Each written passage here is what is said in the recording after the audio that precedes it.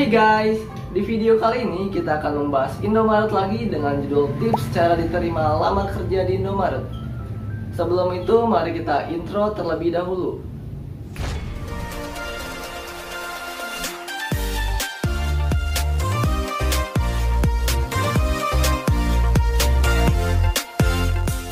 Halo, perkenalkan nama saya Kelvin. Saya adalah pramuniaga baru terhitung sejak bulan September tahun 2018. Dan di video kali ini saya akan membagikan tips gimana cara lamar Indomaret yang baik dan benar dan pasti diterima kalau rezeki ya. Oke, langsung aja. Di Indomaret sendiri ada dua cara, yaitu dengan cara online dan cara offline. Cara offline adalah kita langsung menuju ke cabangnya dan memberikan surat lamarannya secara langsung ke HRD. Aku sendiri lebih memilih offline karena kebanyakan melamar online itu kasusnya jarang banget ditanggapi. Ibaratnya kita nembak cewek dan cewek itu nggak ngasih respon alias ngegantung kita. Sumpah, sakit banget loh itu. Kok jadi curhat? Oke, lanjut. Sebelum itu mari kita lihat persyaratan untuk kerja sebagai pramuniaga dan kasir di Indomaret. Yang pertama kita bisa lihat untuk menjadi pramuniaga terlebih dahulu. Pria, ingat jadi pramuniaga itu harus laki-laki. Usia minimal 18 tahun dan usia maksimal sampai 25 tahun. Jadi ada batasan umur untuk jadi pramuniaga. Pendidikan minimal adalah SMA atau SMK sederajat. Belum menikah. Ya, yang sudah berumah tangga kalian tidak bisa melamar di Indomaret. Ada helikopter guys, bentar ya. Tinggi badan minimal untuk pramuniaga adalah 165 cm. Berpenampilan menarik. Oke, teman-teman di sini harus berpenampilan menarik baik pramuniaga maupun kasir. Siap bekerja di shift. Nah, di Indomaret sendiri ada 3 shift untuk toko 24 jam dan 2 shift untuk toko normal.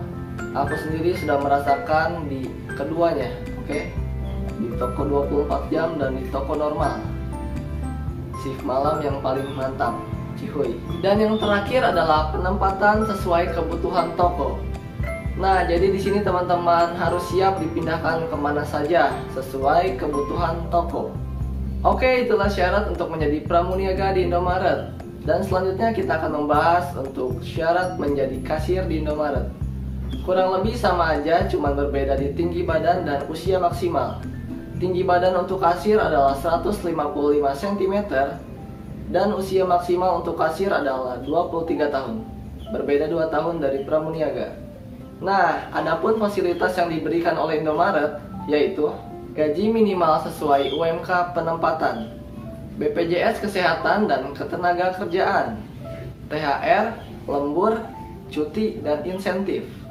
Dan yang terakhir adalah jenjang karir atau kita berkesempatan untuk menjadi karyawan tetap. Nah, setelah teman-teman tahu semua persyaratan dan fasilitas yang diberikan oleh Indomaret, kita bisa lanjut ke tahap berikutnya. Ya, surat lamaran. Sebuah amplop coklat yang di dalamnya berisi ya at least sebagai berikut. Pas foto ukuran 4x6 sebanyak 2 lembar, fotokopi IKTP atau KTP sementara, surat lamaran pekerjaan, CV, fotokopi ijazah atau SKL, fotokopi KK, fotokopi SKCK yang masih berlaku, fotokopi surat keterangan sehat, dan fotokopi NPWP. Untuk mendapatkan nilai plus di mata HRD, kita harus membawa semua berkas itu. Apakah kita akan serius untuk bekerja di perusahaannya? Atau sekedar untuk hanya mengisi waktu luang? Tapi, nah ada tapinya nih guys. Buat kalian yang belum lengkap seperti NPWP yang belum buat atau ijazah yang belum turun karena kalian masih fresh graduate, tenang, NPWP bisa nyusul saat kalian tes. Tes itu saat kita sudah soal psikotes dan interview, baru kita tes. Kecuali ijazah kalian harus menggantinya dengan SKL atau surat keterangan lulus. Karena aku pun begitu saat aku melamar, aku hanya menggunakan SKL, bukan ijazah. Karena aku baru banget lulus atau fresh graduate. Tapi aku keterima. Apa rahasianya? Kita akan bahas di poin berikutnya. Oke? Oke, setelah lamaran siap, mari kita lanjut ke tahap berikutnya. Seperti yang sudah kita bahas tadi, kita harus berpenampilan semenarik mungkin. Berpenampilan menarik di sini bukan berarti harus ganteng, tapi kalian harus berpenampilan rapi atau enak dipandang. Nah, ini rahasia yang aku bilang tadi. Untuk laki-laki, kalian harus mencukur jenggot dan kumis jika ada, dan rambut kalian harus 2 cm. Udah kebayang rambut kalian bakal seperti apa? 2 cm, ya? Siap-siap. Buat kalian yang belum terbiasa dengan rambut pendek, mungkin ini adalah salah satu ujian terbesar kalian saat melamar. Karena aku pun begitu, aku pun merasakan gimana rambut aku botak. Memang agak sedikit malu, tapi malu kita akan terbayar nanti saat kita gajian. Oke? Mari kita berjuang bersama-sama, guys. Oke, selanjutnya buat perempuan, kalian juga sama, kalian harus berpenampilan menarik. Usahakan saat di rumah kalian sudah bermake up sebelum kalian melamar. Karena untuk kasir sendiri, kalian diwajibkan untuk bisa bermake up. Tapi dengan catatan bermake up yang wajar aja atau tidak over. Karena berlebihan itu juga nggak baik buat muka kalian sendiri. Dan setelan yang kita pakai saat melamar adalah setelan hitam putih dengan kemeja putih pendek dan celana hitam. Baju dimasukkan dan pakai sabuk agar rapi. Pakai kaos kaki hitam dan sepatu kets hitam.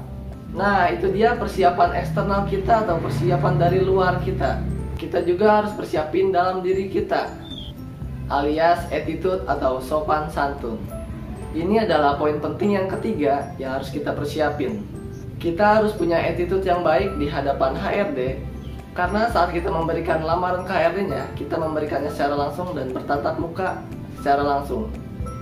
Kita akan berpapasan HRD dan HRD akan bertanya kepada kita. Usahakan kita menjawabnya dengan jelas dan tegas.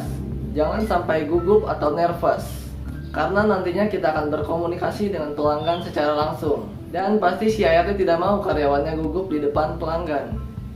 Nah, sampai di sini kita bisa ambil kesimpulan bahwa ada 3 poin penting yang harus kita persiapin. Yaitu yang pertama adalah surat atau dokumen yang lengkap. Dan yang kedua adalah berpenampilan rapi atau menarik.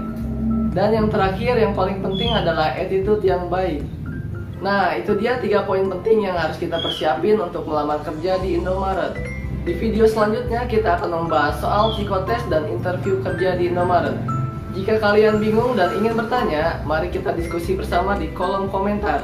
Dan jangan lupa untuk gunakan hashtag TanyaKAS, huruf KAS-nya kapital ya, saat berkomentar jika ingin cepat aku balas. Dan kita akan ketemu lagi di next video. Bye.